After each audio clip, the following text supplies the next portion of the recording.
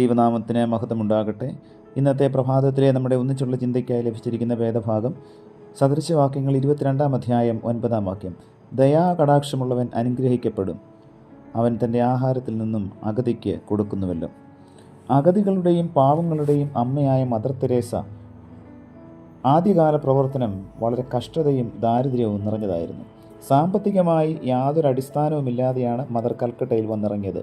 അക്കാലത്ത് വെറും 5 രൂപ മാത്രമായിരുന്നു മദറിൻ്റെ കയ്യിൽ ഉണ്ടായിരുന്നത്. അന്യരുടെ ഔദാര്യം കൊണ്ടും സഹായം കൊണ്ടുമാണ് മദർ തൻ്റെ പ്രവർത്തനങ്ങൾ നടത്തിയിരുന്നത്. പലരും മദറിനെ സാമ്പത്തികമായി സഹായിച്ചിരുന്നു.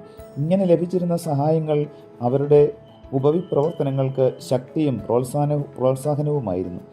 മദറിൻ്റെയും കൂട്ടുകാരുടെയും എളിയ പ്രവർത്തനങ്ങളിൽ വളരെയേറെ പേർ സന്തുഷ്ടരായി. അഗതികൾക്കും അശരണർക്കും അവരുടെ പ്രവർത്തനങ്ങൾ വളരെയേറെ ഇഷ്ടപ്പെട്ടു. അഗതികളുടെയും ആലംബഹീനരുടെയും സന്തോഷമായിരുന്നു മദർ തെരേസയുടെ തൃപ്തി. കാര്യങ്ങൾ ഇങ്ങനെയൊക്കെയാണെങ്കിലും മദറിൻ്റെ പ്രവർത്തനങ്ങളോട് ചുരുക്കം ചിലർക്ക് വിദ്വേഷവും അമർഷവും തോന്നിയിരുന്നു. അവരിൽ പ്രധാനിയായിരുന്നു കൽക്കട്ടയിലെ ഒരു കോടീശ്വരൻ. ഈ കോടീശ്വരൻ മദറിൻ്റെയും സിസ്റ്റേഴ്സിൻ്റെയും പ്രവർത്തനങ്ങൾ പുച്ഛഭാവത്തോടെയാണ് കണ്ടിരുന്നത്. കോടീശ്വരൻ തക്കം കിട്ടുമ്പോഴൊക്കെ മദറിനെ പരിഹസിച്ചിരുന്നു. അങ്ങനെയിരിക്കെ പട്ടിണി പാവങ്ങളായ നിരവധി പേർക്ക് ഒരു നേരത്തെ ആഹാരത്തിനുള്ള വക ഇല്ലാതായി. മദർ തന്നെ പരിഹസിക്കാറുള്ള കോടീശ്വരൻ്റെ അടുക്കൽ സഹായത്തിനായി ചെന്നു. മദറിൻ്റെ കൂടെ മറ്റൊരു കന്യാസ്ത്രീയും ഉണ്ടായിരുന്നു. മദറിനെയും കന്യാസ്ത്രീയെയും കണ്ടപ്പോൾ കോടീശ്വരൻ്റെ ഉള്ളിൽ സന്തോഷം നിറഞ്ഞു പൊന്തി. മദറിനെ നേരിൽ പരിഹസിക്കാൻ ഇതാ ഒരവസരം ലഭിച്ചിരിക്കുന്നു. മദർ കോടീശ്വരനോട് പറഞ്ഞു, ഞങ്ങളുടെ പാവങ്ങൾക്ക് ആഹാരത്തിന് നിവൃത്തിയില്ല, സഹായം തേടിയാണ് ഞങ്ങൾ വന്നിരിക്കുന്നത്. കോടീശ്വരൻ പറഞ്ഞു, നിങ്ങളുടെ പാവങ്ങൾക്ക് തരാൻ എൻ്റെ കയ്യിൽ ഒന്നുമില്ല. പാവങ്ങളുടെ പേര് പറഞ്ഞ് മതം മാറ്റുകയാണ് നിങ്ങൾ ചെയ്യുന്നത്. മതം മാറ്റം ഞങ്ങളുടെ ലക്ഷ്യമല്ല. സ്നേഹത്തിനു വേണ്ടി ദാഹിക്കുന്നവർക്ക് സ്നേഹം കൊടുക്കുകയാണ് ഞങ്ങൾ ചെയ്യുന്നത്. എൻ്റെ കയ്യിൽ നിങ്ങൾക്ക് തരാൻ പണമില്ല. നിങ്ങൾ ഇവിടെ നിന്ന് പോകണം. കോടീശ്വരൻ്റെ വാക്കുകളിൽ ദേഷ്യം കലർന്നിരുന്നു. എന്നാൽ മദർ അവിടെ നിന്ന് വെറും കൈയോടെ ഇറങ്ങിപ്പോന്നില്ല. മദർ തങ്ങളുടെ പ്രവർത്തനങ്ങൾ കോടീശ്വരനോട് വിവരിച്ചു. അപ്പോൾ അയാളുടെ കോപം വർദ്ധിച്ചു. അയാൾ അവർക്ക് നേരെ ശകാരങ്ങളും പരിഹാസങ്ങളും ചൊരിഞ്ഞു. ഏറ്റവും ഒടുവിൽ അയാൾ അവരുടെ നേരെ കാർക്കിച്ച് തുപ്പി. കൂടെ ഉണ്ടായിരുന്ന കന്യാസ്ത്രീ മദറിനോട് പറഞ്ഞു, അമ്മേ, നമുക്ക് മടങ്ങിപ്പോകാം, ഈ പരിഹാസം സഹിക്കവയ്യ. മദർ കന്യാസ്ത്രീയെ സാന്ത്വനപ്പെടുത്തിക്കൊണ്ട് പറഞ്ഞു, നിൽക്കൂ മകളെ, നമുക്ക് തരാനുള്ളത് ദേഹം തന്നു കഴിഞ്ഞു. ഇനി നമ്മുടെ പാവങ്ങൾക്ക് എന്തെങ്കിലും തരുമോ എന്ന് നോക്കാം.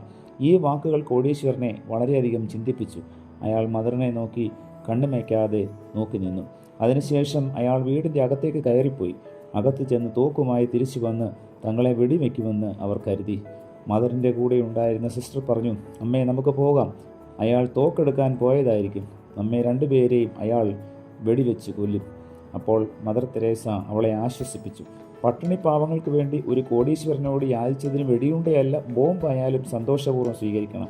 അങ്ങനെ സംഭവിക്കുന്ന മരണം നമ്മുടെ ശരീരത്തെ മാത്രമേ ബാധിക്കുകയുള്ളൂ. എന്നാൽ അടുത്ത നിമിഷം അകത്തു നിന്നും പുറത്തേക്ക് വന്ന കോടീശ്വരനെ കണ്ട് മദറും കന്യാസ്ത്രീയും അമ്പരന്നു പോയി. അയാളുടെ കണ്ണുകളിൽ നിന്ന് കണ്ണുനീർ ഒഴുകുന്നുണ്ടായിരുന്നു. അയാളുടെ കയ്യിൽ തോക്കിന് പകരം ഒരു ചെക്ക് ലീഫ് ഇരിപ്പുണ്ടായിരുന്നു. അയാൾ ശാന്തസ്വരത്തിൽ പറഞ്ഞു, മദർ, എന്നോട് ക്ഷമിക്കണം. ഞാൻ കോപത്താൽ എന്തൊക്കെയോ പറഞ്ഞു. ഇതൊരു ചെക്ക് ലീഫാണ്.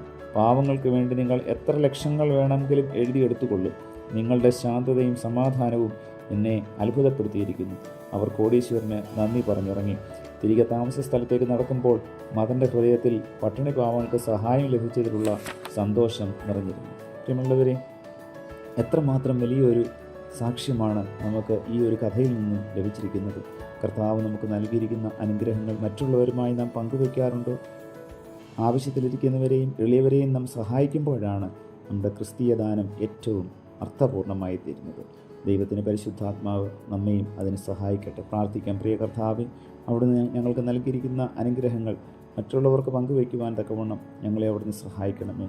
മദർ തെരേസയുടെ ജീവിതത്തിൽ ഞങ്ങൾ കണ്ടതായ നല്ല മാതൃകകൾ ഞങ്ങളുടെയും ജീവിതത്തിൽ പ്രാവർത്തികമാക്കുവാൻ ഇന്നത്തെ വചന കേൾവിയിലൂടെ ഞങ്ങളെ അവിടുന്ന് സഹായിക്കണമേ. പുത്രൻ്റെ നാമത്തിൽ പ്രാർത്ഥന കേൾക്കണം പിതാവേ.